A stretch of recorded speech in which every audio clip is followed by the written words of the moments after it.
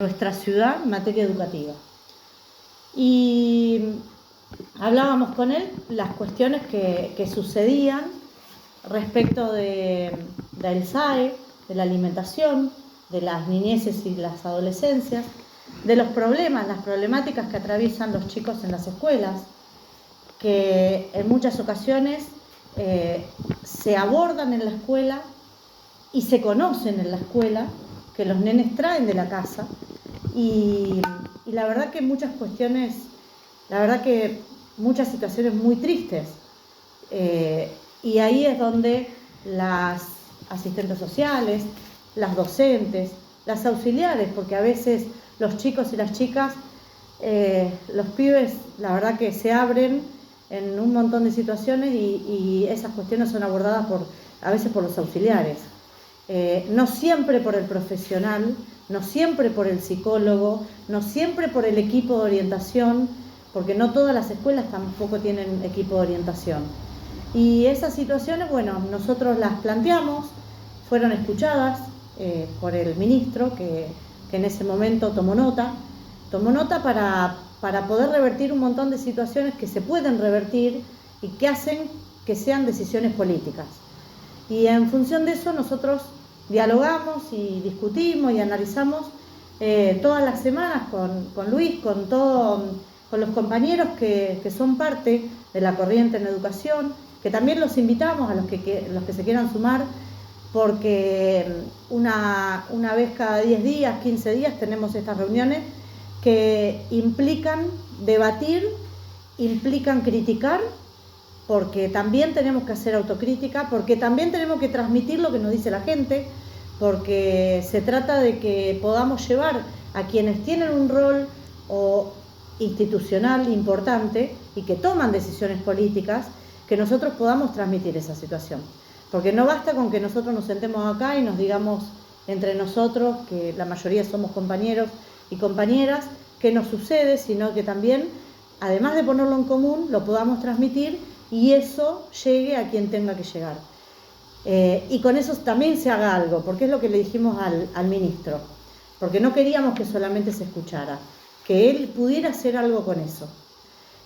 Pudimos hablar de una de las decisiones que tomó el gobernador en este último tiempo, que fue la obligatoriedad, declarar la obligatoriedad en los jardines de infantes, en las salitas de 3, que eso también tiene que ver con una decisión política, que tiene que ver con la decisión de que todos los pibes y las pibas, los nenes y las nenas tengan un cuidado especial, y que ese cuidado especial tiene que ver en muchos casos con que puedan comer, porque a partir del año que viene, a partir del ciclo lectivo que viene, esos nenes y esas nenas van a poder comer, que en muchos casos no están comiendo, no están haciendo todas las comidas que se requiere de manera saludable. ¿Por qué decimos esto? Porque es necesario también que ustedes lo multipliquen, porque esto tuvo críticas, tuvo sus situaciones, sus discusiones, y la gente te dice, sí, bueno, pero a partir del año que viene, que va a ser obligatorio encima, pusieron obligatorio la sala de 3 y es una exigencia que tengo que llevar el nene o la nena al jardín. Sí, pero hay muchos chicos que se van a ver beneficiados con esa política pública. Y eso es una política pública, no es una política partidaria. Entonces, es una mirada integral que tiene el gobernador, y esto ustedes también lo tienen que multiplicar, porque es necesario también multiplicarlo a los barrios, también decirlo a las familias que ustedes acompañan y asisten todos los días. Hola, Gaby. Gaby Franganillo, seguramente conoces a Virginia, sí, que es la hermana, y a Luis, claro, la hermana. Hola, Sergio. Decía que acá hay muchos compañeros de distintas organizaciones sociales también que nos acompañan,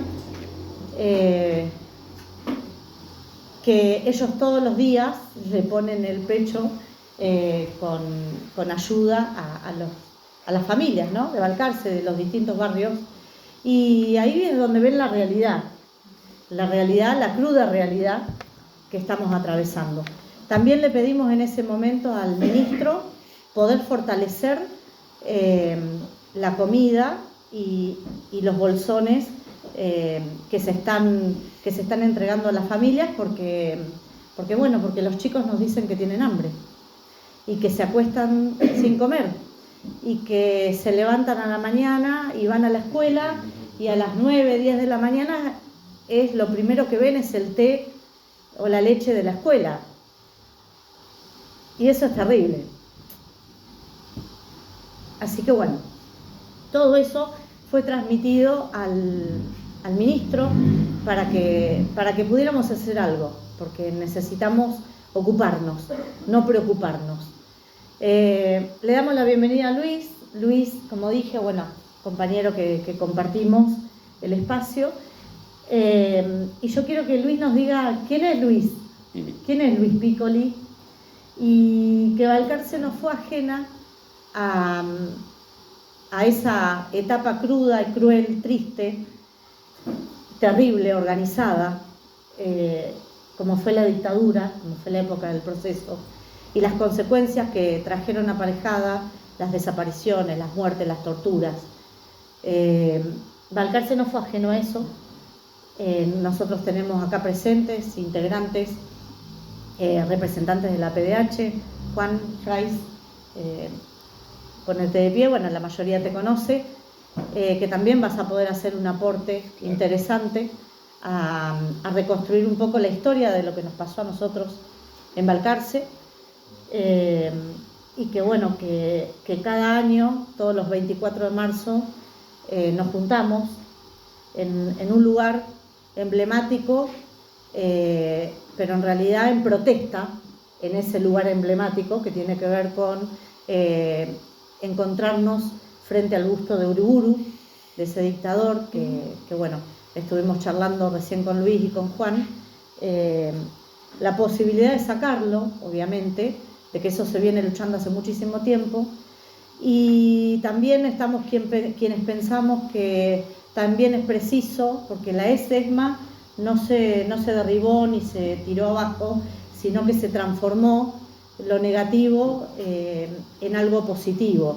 Entonces, con esa mirada, con la mirada de las abuelas, con la mirada de las madres, y con lo que todavía tenemos por delante por hacer, porque tenemos muchísimo por hacer, porque en esos 30.000 todavía hay 300 nietos por recuperar.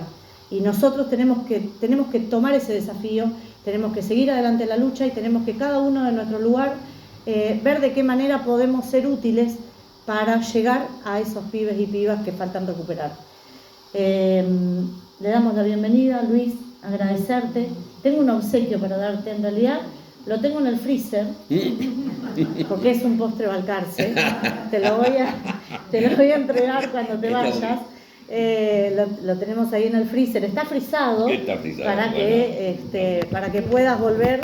El vino hoy de Santa Clara, pero bueno, es de Buenos Aires, de Florencio Varela, donde también sucedieron cosas y donde él las transmitió, las volcó en un libro, las escribió y las quiere compartir con nosotros. Así que bueno, te damos la bienvenida y gracias. Gracias por elegir Balcarce también.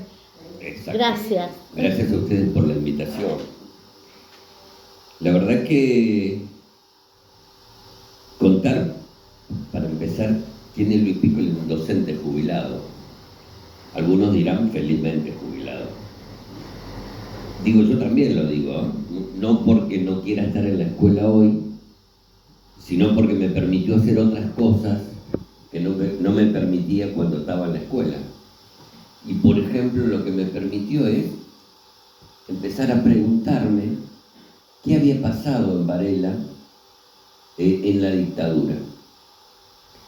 Y entonces me junté con el director de Derechos Humanos de la municipalidad, y Cuco Ñáñez, que es un profesor, había hecho un trabajo de investigación y tenía 84 entre asesinados y detenidos desaparecidos.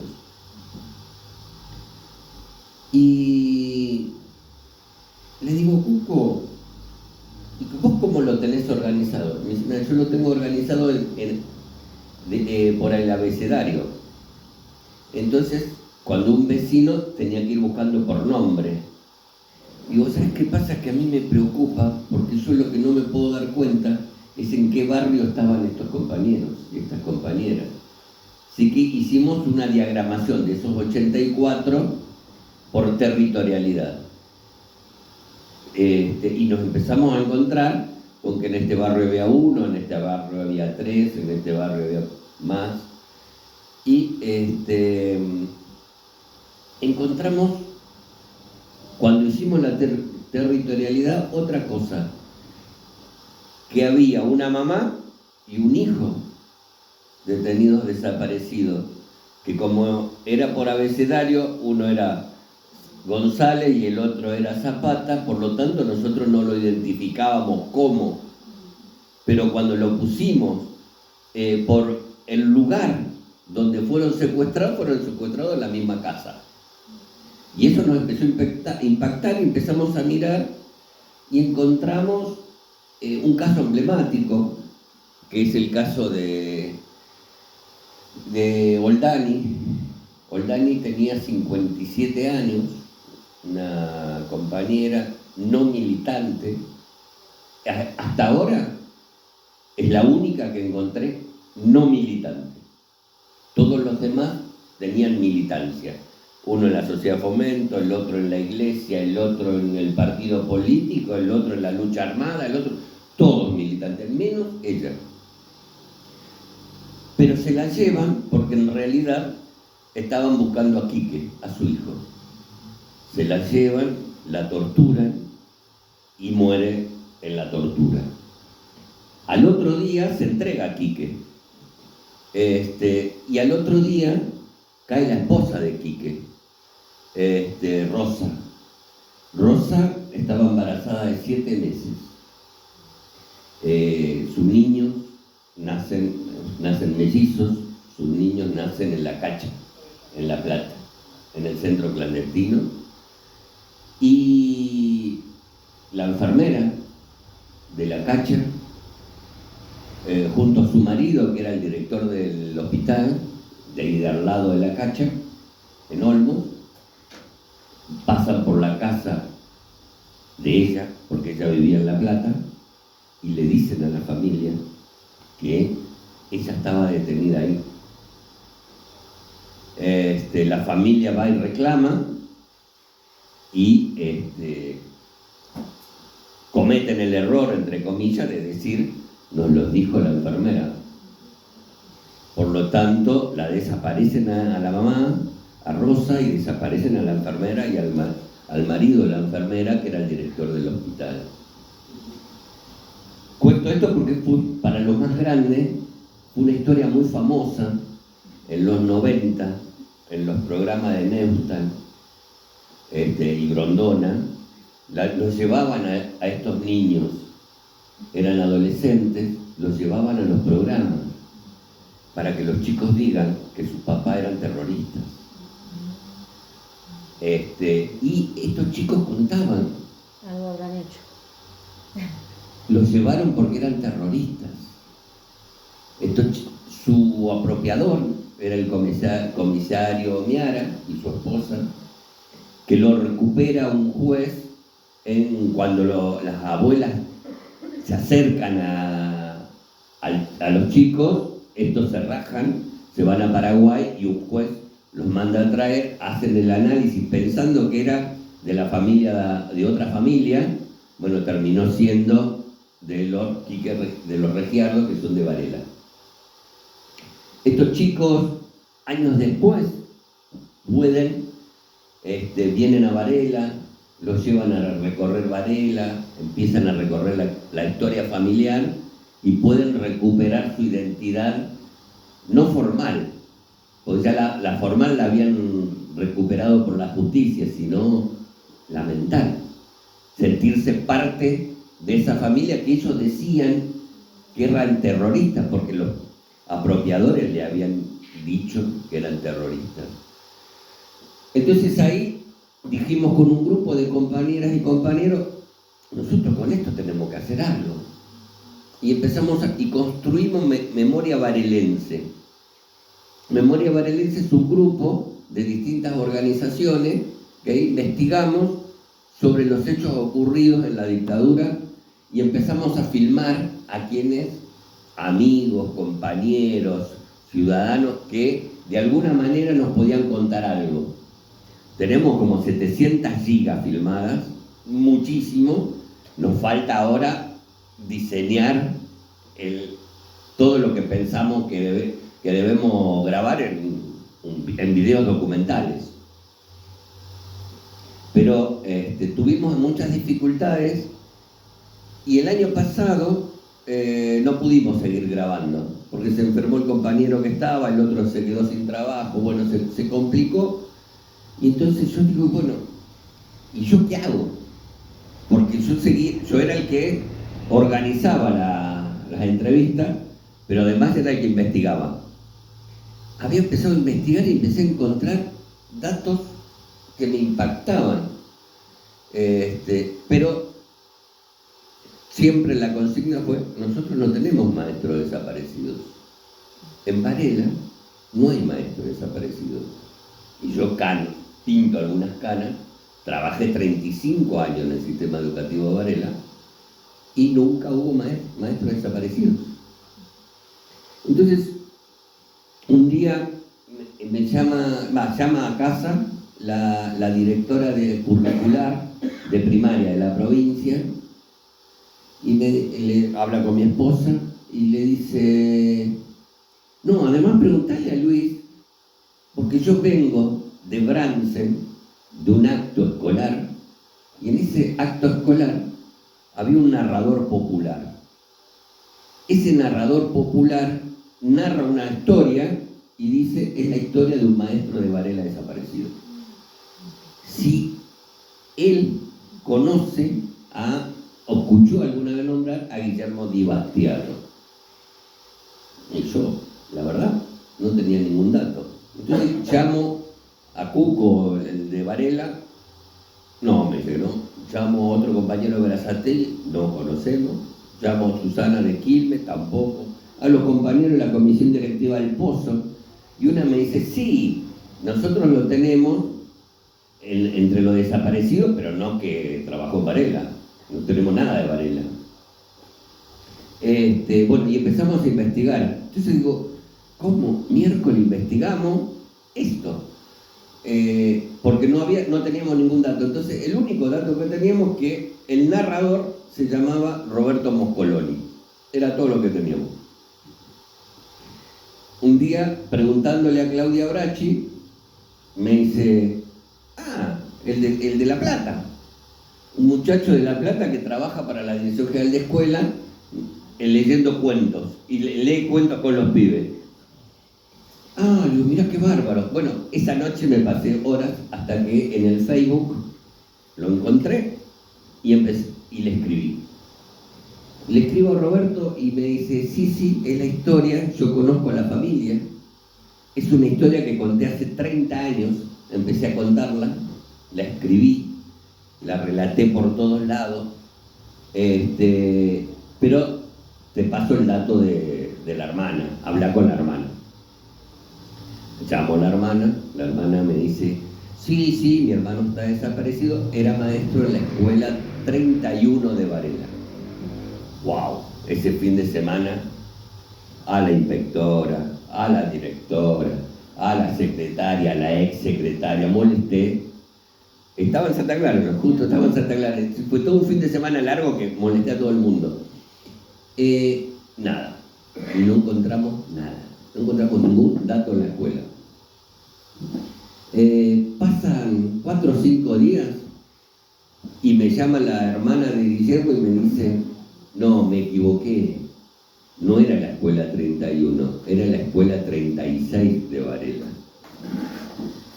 Y entonces, bueno, ahí empecé a llamar, a molestar a la gente de la escuela 36. Llamé a la directora y la directora de la escuela primaria me dice, no, en esta escuela no hay ningún desaparecido. No hay nada. Puta madre. Entonces, tenía un amigo que era del barrio que era docente y ya estaba jubilado, y que a veces nos encontrábamos a comer un asado, y entonces le digo, che, Pope,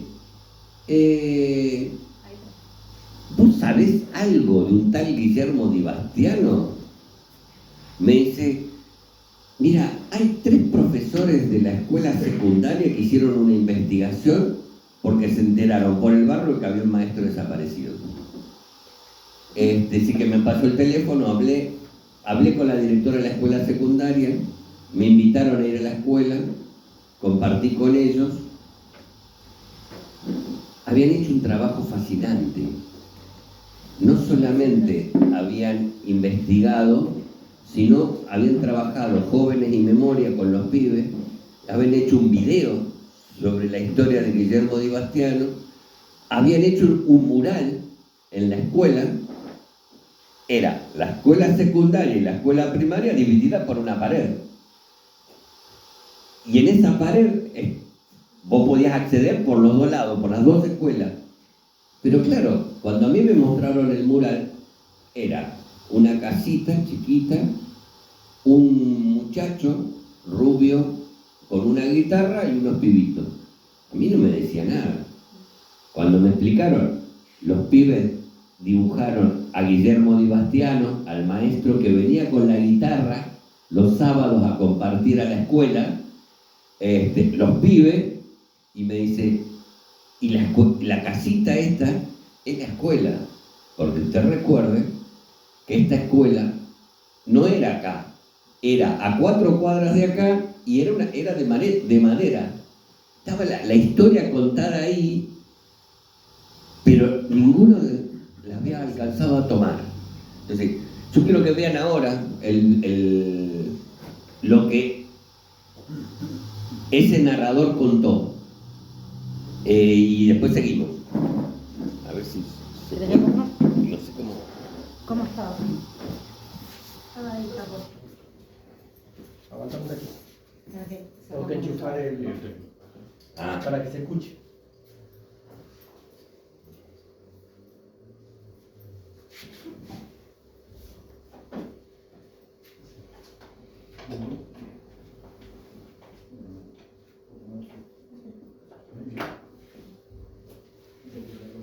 No sé si agarraba. ¿Está? ¿Ah? Ahí está, ponele. Pero sí, pero no agarra.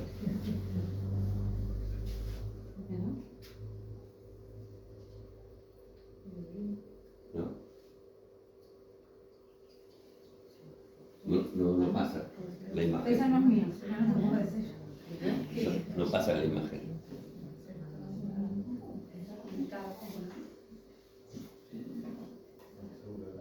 Sí.